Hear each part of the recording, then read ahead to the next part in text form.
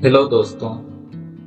एक बार एक धनी व्यक्ति अपने घोड़े पर सवार होकर कहीं जा रहा था।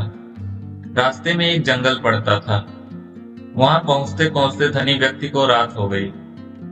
वह रात गुजारने के लिए इधर उधर निगाहें दौड़ाने लगा। उसे कुछ दूरी पर एक टूटी फूटी झोपड़ी नजर आई।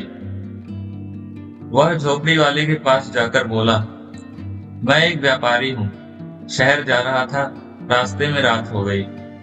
क्या आप मुझे अपनी झोपड़ी में रात गुजारने देंगे?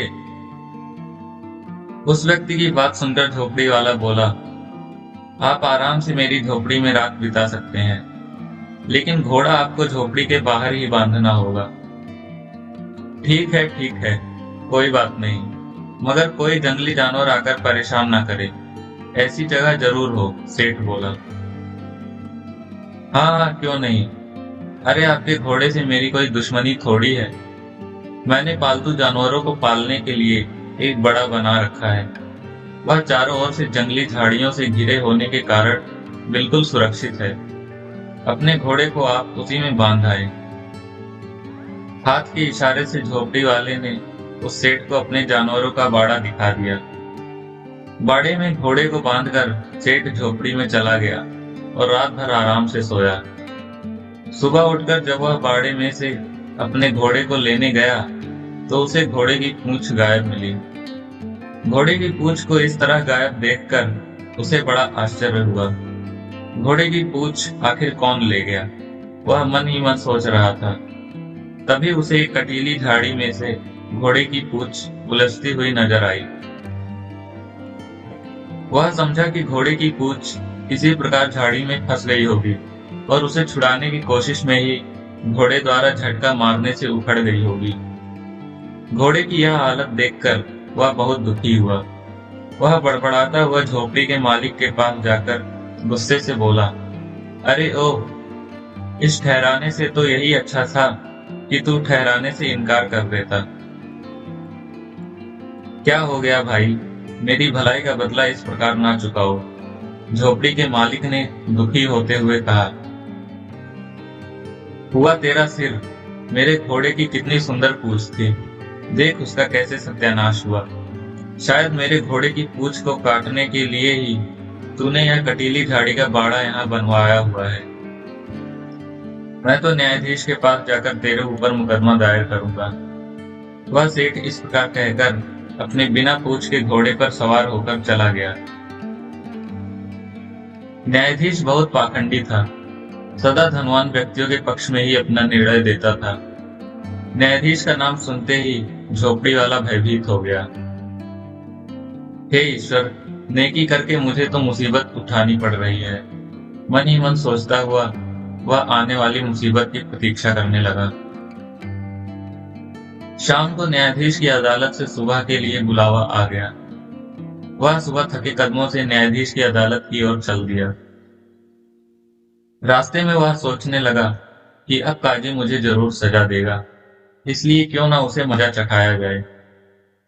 ऐसा सोचकर उसने तलवार की धार समान नुकीला कांच का टुकड़ा उठा लिया और अपने अंगोछे के पल्लू में बांध लिया कि अगर न्यायाधीश ने सही निर्णय नहीं किया तो उसका कांच के टुकड़े से उसकी नाक काट डालूंगा। यह सोचते हुए पहाड़ी से उतर रहा था कि वह पहाड़ी से लुढ़क गया। नीचे एक सड़क थी। उस सड़क पर एक तांगे में एक बूढ़े बीमार को वैद्य के पास ले जाया जा रहा था। वह पहाड़ी से लुढ़क कर सीधा बुढ़े के पैर पर जा गिरा। उसकी गिरते ही उस बुढ़े के प्राण पखेरु उड़ गए।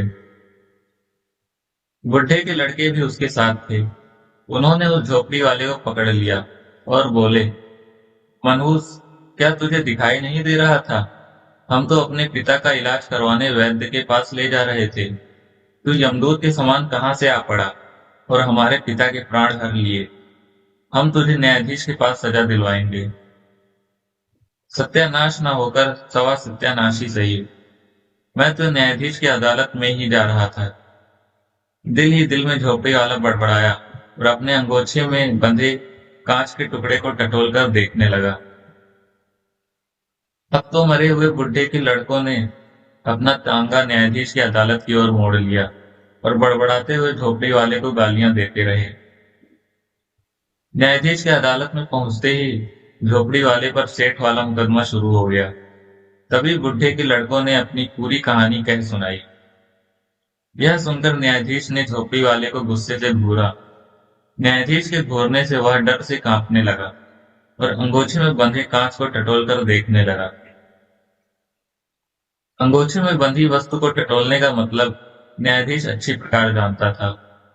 वह समझा कि वह अपराधी अपने अंगोछे में बंधी किसी वस्तु को रिश्वत के रूप में देने का प्रयास कर रहा है। यह देखकर न्यायाधीश कुछ देर मुकदमे को ध्यान से सुनने का नाटक करता रहा। फिर उसने अपना फैसला सुनाया। घोड़े वाले सेठ, वास्तव में घोड़े की पूंछ उखड़ने में झोपड़ी वाले का हाथ मालूम होता है। तुम ऐसा करो, जब तक तुम्हारे घोड़े की पूंछ पहले की तरह नहीं उगाती, तब तक तुम इस घोड़े को झोपड़ी वाले को दे दो। न्यायाधीश का फैसला सुन सेठ ने अपना माथा पीट लिया। झोपड़ी वाले ने अपने पक्ष में फैसला सुना तो उसने सोचा कि कांच के टुकड़े से डरकर न्यायाधीश ने उसके पक्ष में निर्णय सुनाया है। अब तो वह उस टुकड़े को और ज्यादा टटोलने लगा। अब न्यायाधीश ने बुढ़े के लड़कों से कहा, भाइयों, पिताजी के मरने का मुझे दुख है। वह व्यक्ति जिसने आपके पिता की हत्या की है, आपके तांगे में बैठकर उसी पहाड़ी के नीचे से होकर गुजरने लगे और आप चारों भाई एक एक करके पहाड़ी से लुढ़क कर ऊपर गिरे, तो क्या यह व्यक्ति बच पाएगा? नहीं, कभी नहीं। इतना कहकर न्यायाधीश ने अदालत समाप्त कर दी। न्यायाधीश के इंसाफ से झोपड़ी वाला बहुत खुश हुआ, किंतु सेठ और बुढ़े के लड़कों का मुंह उतर आया। सेठ जल्दी से उसके पास पहुंचकर बोला, मुझे क्षमा कर दो भाई, घोड़े को अगर तुम ले लोगे तो मेरा बहुत नुकसान होगा, इसलिए तुम कुछ रुपए मुझसे लेकर सुलह कर लो। झोपड़ी वाले को भला इसमें क्या परेशानी थी, उसने कुछ रुपए लेकर सुलह कर ली। बुढ़े के लड़के झोपड़ी वाले से गिड़गिड़ाते हुए बोले, भैया, पहाड़ी से गिरकर तो हमारा दम ही निकल जाएगा, तुम हमसे भी रुपए लेकर ये झगड़े से हमारी जान छुड़ाओ। उसने उस लड़कों से भी काफी धन ले लिया और न्यायाधीश का शुक्रिया अदा करने पहुंचा। अरे शुक्रिया कैसा, यह तो तुम्हारे अंगोछे में बंधे कीमती रत्न का कमाल है। न्यायाधीश कुटिलता से मुस्कुराकर बोला, ओह, तो यह बात है, तब तो आप चूक गए। यह न्याय करने वाला अनमोल रत्न ना होकर कांच का टुकड़ा है। यह कहकर अंगोछे में बंधे कांच के टुकड़े को उसने न्यायाधीश के आगे रखा और वहां से चल दिया। इस प्रकार बेवकूफ तथा लालची न्यायाधीश उसे जाता हुआ देखता रहा।